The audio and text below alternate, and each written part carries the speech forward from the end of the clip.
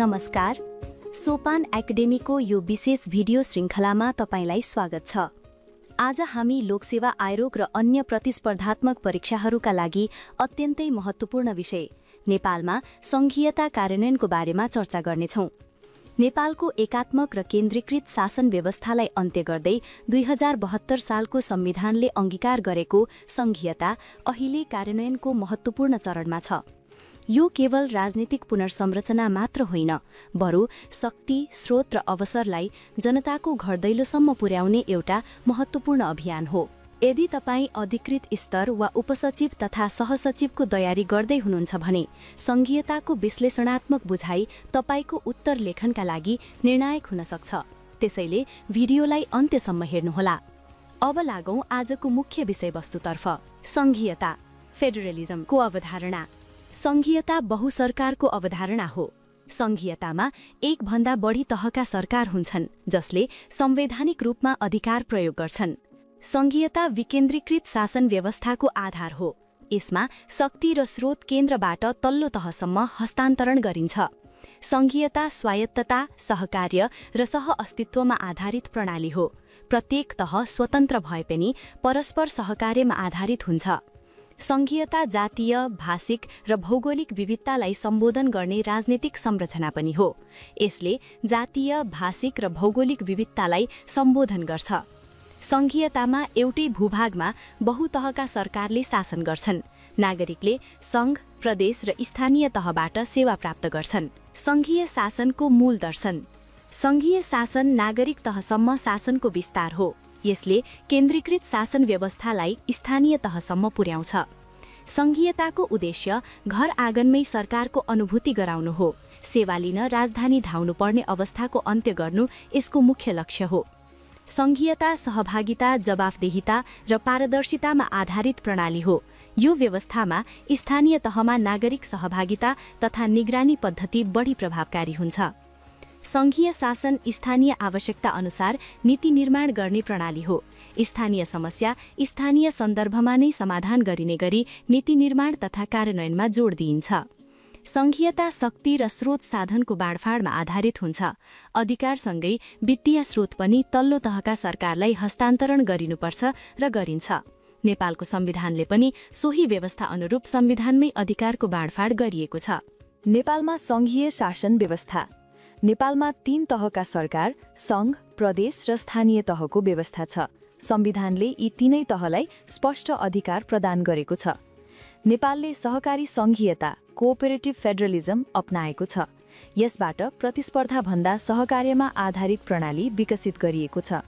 संविधानका अनुसूची 5 देखि 9 ले तीनै तहको एकल तथा साझा अधिकार सूची निर्धारण गरेका छन्। प्रत्येक तहको कार्यक्षेत्र संवैधानिक रूपमा सुनिश्चित गरिएको छ। स्थानीय सरकारलाई उत्पादन र सेवा केन्द्र बनाउने लक्ष्य राखिएको छ। संघीयताको दीर्घकालीन उद्देश्य भनेको स्थानीय समृद्धि रहेको छ। नेपालको संविधान 2072 पछि नेपालमा संघीय शासन व्यवस्था अभ्यासमा आएको हो। नेपालमा संघीय शासन अभ्यासको अवस्था। नेपालमा संघीयताले नागरिक तहसम्म शासन विस्तार गरेको छ। संरचनागत रूपमा पनि संघ, प्रदेश र स्थानीय तह सक्रिय रूपमा सञ्चालनमा छन्। केही स्थानीय तहहरूले सुशासनका उत्कृष्ट अभ्यासहरू प्रस्तुत गरेका छन्। नवप्रवर्तन र सेवा सुधारका उदाहरणहरू देखिएका छन्। तर संघीयताको अपेक्षित जनानुभूति अझै कमजोर देखिन्छ। नागरिकले प्रत्यक्ष लाभ सीमित रूपमा मात्र अनुभव गरेका छन्। स्थानीय तहलाई नयाँ सिंहदरबार भनी आलोचना गर्ने गरिएको छ। शक्ति विकेन्द्रीकरणसँगै भ्रष्टाचार पनि विकेन्द्रीकृत भएको आरोप लगाइन्छ। संघीय शासन प्रभावकारी नदेखिनुका कारण।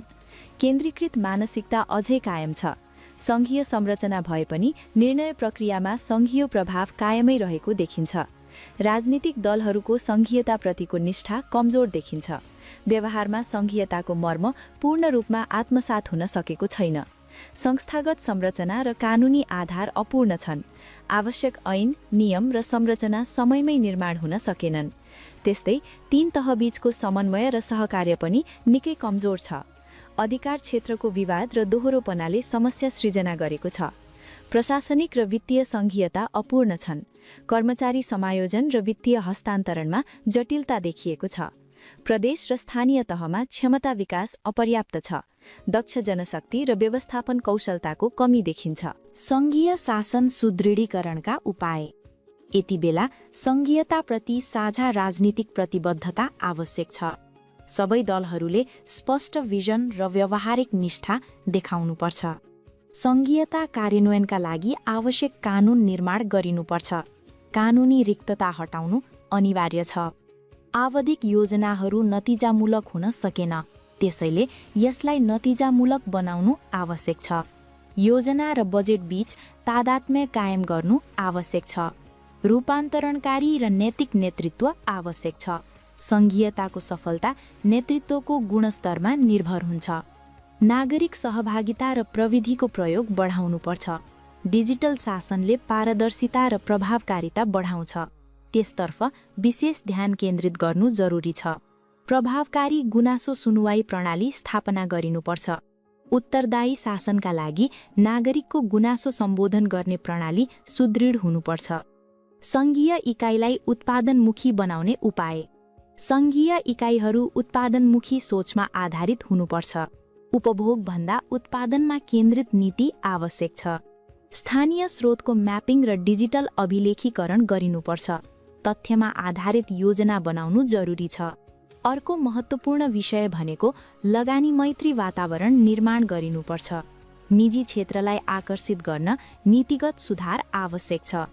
आर्थिक अनुशासन र वित्तीय पारदर्शिता कायम गरिनुपर्छ। उत्तरदायित्व सङ्घीयताको प्रमुख आधार हो। निजी क्षेत्रसँग सहकार्य र उत्पादकत्व अभिवृद्धि गरिनुपर्छ। मानव पुँजी विकास सङ्घीय समृद्धिको मेरुदण्ड हो। स्थानीय तहको आन्तरिक स्रोत विकास। स्थानीय आर्थिक स्रोत म्यापिङ गरिनुपर्छ। सम्भावना पहिचान बिना दिगो विकास सम्भव हुँदैन। मानव पुँजी विकास र सिपमूलक तालिममा जोड दिनुपर्छ। उद्यमशीलता प्रवर्धन सङ्घीयताको आधार हो। स्थानीय उत्पादनको ब्रान्डिङ र बजार व्यवस्थापन गरिनुपर्छ। प्रतिस्पर्धात्मक क्षमता वृद्धि आवश्यक छ। कर प्रणालीलाई स्वचालित र डिजिटलाइज बनाइनुपर्छ। पारदर्शी राजस्व प्रशासन सङ्घीयता मजबुत बनाउने आधार हो। वित्तीय चुवाहट नियन्त्रण र प्राकृतिक स्रोतको दिगो उपयोग गरिनुपर्छ। स्रोत व्यवस्थापन दीर्घकालीन समृद्धिको तय गर्ने महत्त्वपूर्ण पक्ष हो। यसरी हामीले सङ्घीय प्रणाली र नेपालमा सङ्घीय शासन व्यवस्थाको अवधारणा, यसको सैद्धान्तिक आधार, नेपालको अभ्यास, देखिएका समस्या र सुधारका उपायहरूबारे विस्तृत रूपमा चर्चा गर्यौं। सङ्घीयता केवल संरचना होइन, यो राजनीतिक संस्कार, प्रशासनिक दक्षता र वित्तीय अनुशासनको संयोजन हो। संविधानले ढाँचा दिएको हुन्छ, तर त्यसलाई जीवन दिने काम नेतृत्व, कर्मचारी तन्त्र र सचेत नागरिकले गर्छन्। नेपालमा सङ्घीयता कार्यान्वयनको यात्रा अझै प्रक्रियामै छ। संरचना बनेको छ, तर व्यवहारमा सङ्घीयताको मर्म आत्मसात गर्नु अहिलेको सबैभन्दा ठूलो चुनौती हो। यदि प्रदेश र स्थानीय तहलाई उत्पादन र सुशासनको केन्द्र बनाउन सक्यौं भने मात्र सङ्घीयताको वैधता र प्रभावकारिता सुदृढ हुनेछ। आजको लागि यो सामग्री यति नै।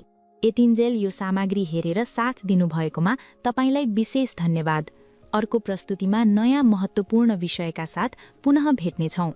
हाम्रो च्यानलमा भएका उपयोगी सामग्रीहरू तपाईले हेर्ने सक्नुहुने नै छ। धन्यवाद, नमस्कार।